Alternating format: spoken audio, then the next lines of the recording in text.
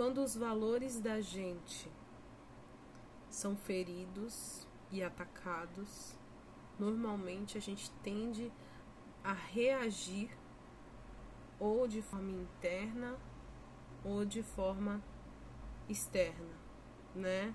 Ou a gente vai defender ou a gente vai eclodir aquilo dentro da gente. Há um tempo atrás eu atendia como psicóloga clínica.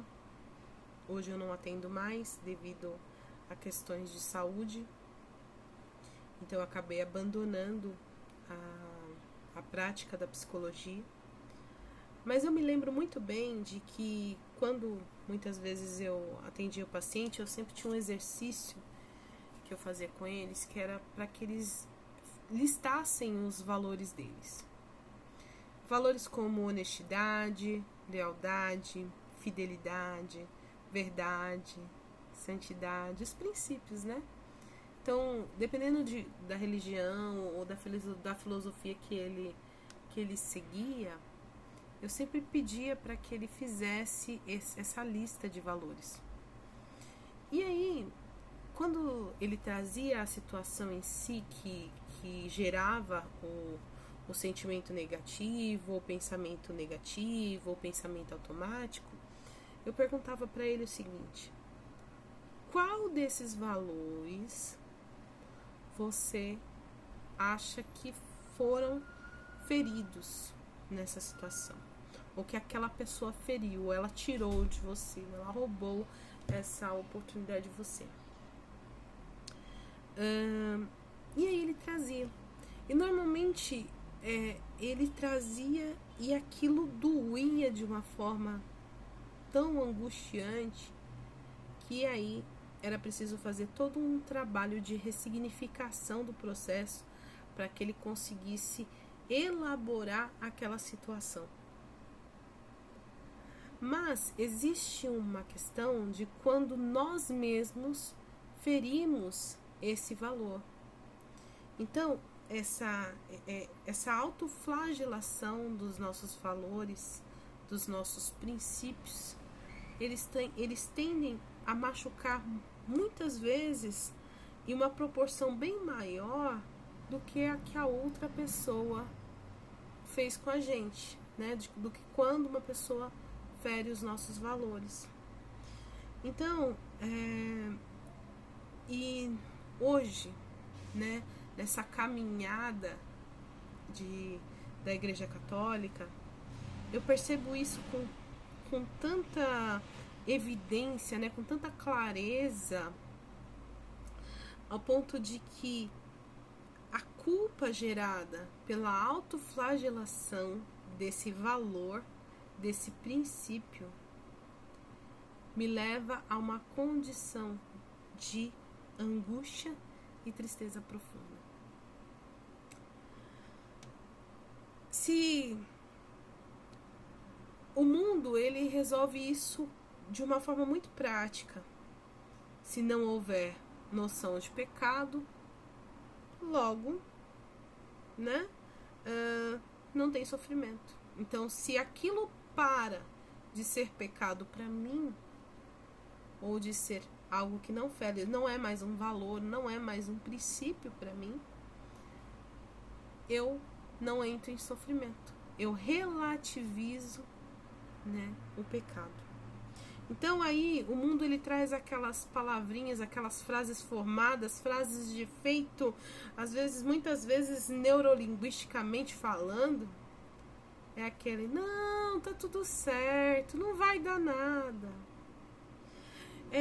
Olha, as coisas aconteceram do jeito que elas aconteceram e você não pode fazer nada por isso. Agradece seus erros.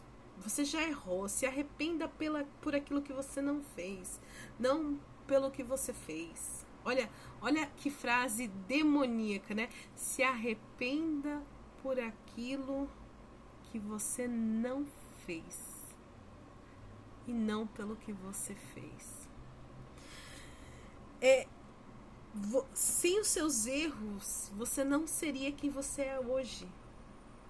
Aí eu pergunto: quem você é hoje? quem você é hoje, que tipo de pessoa você é hoje. Quando foi para eu parar de fumar, porque eu fumava, eu fui numa festa de família e lá eles estavam fumando muito. E naquele dia eu desci para fumar no condomínio e eu não fumava dentro do apartamento. E por respeito aos meus filhos, nossa, eu morria de nojo de mim mesma, com a questão do cigarro. E aí um dia eu não conhecia a igreja ainda, mas eu orava, sabe? E naquele dia eu coloquei o cigarro na boca e eu senti um gosto horrível.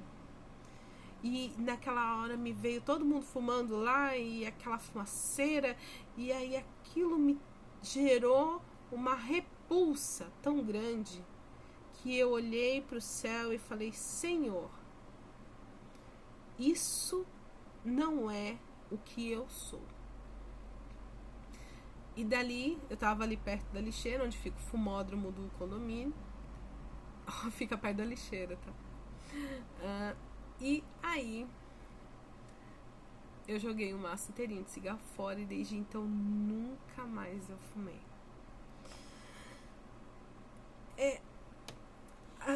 Para Deus, a virtude sempre vai ser virtude. A santidade sempre vai ser santidade, bem como o pecado sempre será pecado. Isso não vai mudar. Então não tem como você relativizar o pecado.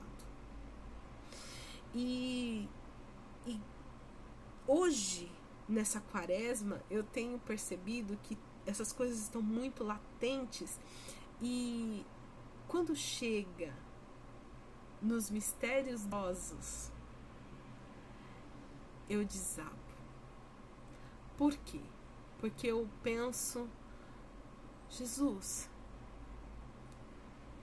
como eu te coloquei nessa cruz e quantas vezes eu flagelei o teu corpo.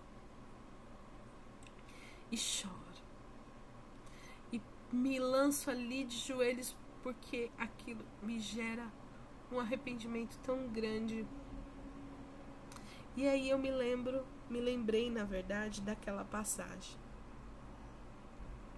onde está em Lucas 7, ali a partir do versículo 36, onde aquela mulher, ele vai comer na casa ele é convidado para a casa de um fariseu, e entra ali uma mulher com um vaso de alabastro com perfume e começa a beijar os pés de Jesus, e aí ela começa a secar os pés dele, beijar e passar o perfume, beijar e secar com o cabelo.